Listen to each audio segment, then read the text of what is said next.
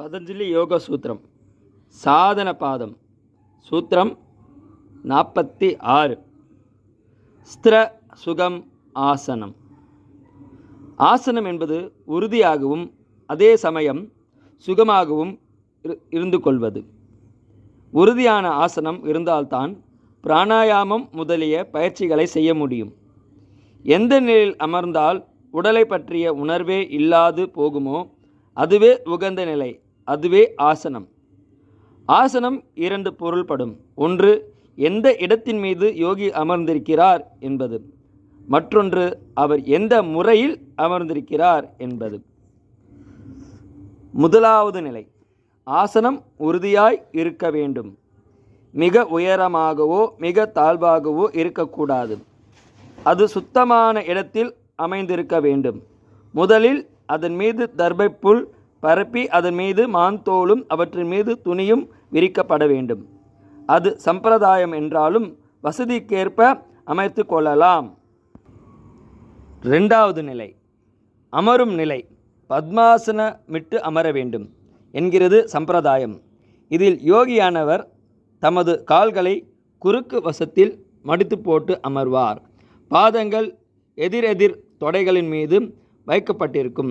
உறுப்புகளை தளர்வு நிலையில் வைத்துக்கொள்ள வேறு பல அமர்வு நிலைகளும் உண்டு. அசைவற்று நிமிர்ந்து மார்பு, கழுத்து, தலைப்பகுதி ஒரே நேர்கோட்டில் இருக்கும்படி அமர்வது முக்கியம்.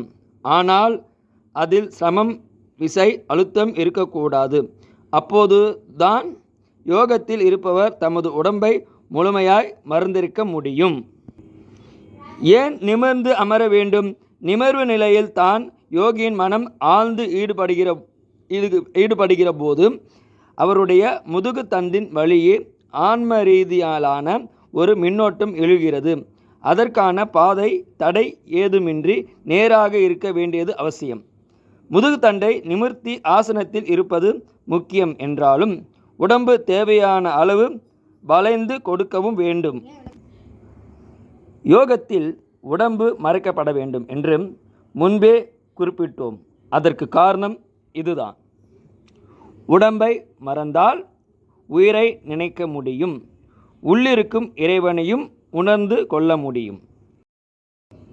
தன்னை அறிந்தின்பமுற உதவும் தந்திரம் யோகம். யோகி தம்முடைய உணவு பழக்கத்தில் கவனமாக இருக்க வேண்டும். நினைத்த போதெல்லாம் உண்பது, விரும்பது எல்லாம் உண்பது போன்றவை தவறான உணவு பழக்கமாகிவிடும்.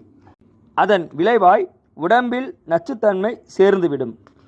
உண்ணும்போது வேண்டாத சிந்தனைகள் இருந்தாலும் உடல் பாதிப்புக்குள்ளாகும். முறையான உணவு பழக்கத்துடன் முறையான உடற்பயிற்சியும் வேண்டும். அப்போதுதான் யோக நிலைகளில் உடல் ஒத்துழைக்கிற விதமாய் இயங்கும். யோகாசனங்கள் பல. அவற்றுள் முக்கியமான சில ஆசனங்களை பழகினாலே நிறைய பலன் கிடைக்கும். பத்மாசனம் ஜபம், தியானத்துக்கும் அமரும் நிலை.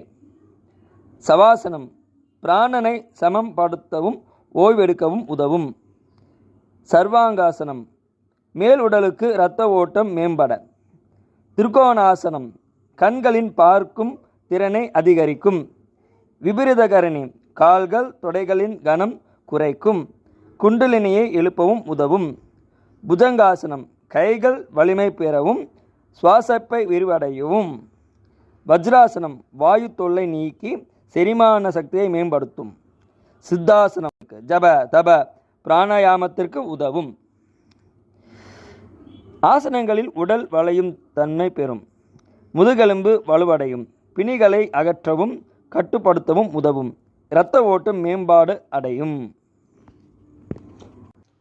ஆசனம் என்பதற்கு ஆன்மாவில் ஊன்றி உள்நோக்கி இருத்தல் என்று பொருள் கூறுவார் ரமணர். ஆசனம் ஸ்திரமாக உட்காருவதற்கு ஏற்பட்டது. உண்மையான நிலையில் இருந்தால் ஒழிய எவ்வாறு ஸ்திரமாக இருக்க முடியும்? அடிப்படை அறிவிலிருந்து விலகாதிருத்தல் ஆசனம். ஆன்மாவே ஸ்திரமான அசைவற்ற சமாதிக்கேற்ற ஆசனம் என்பார் அவர். ஓம் நமச்சிவாய.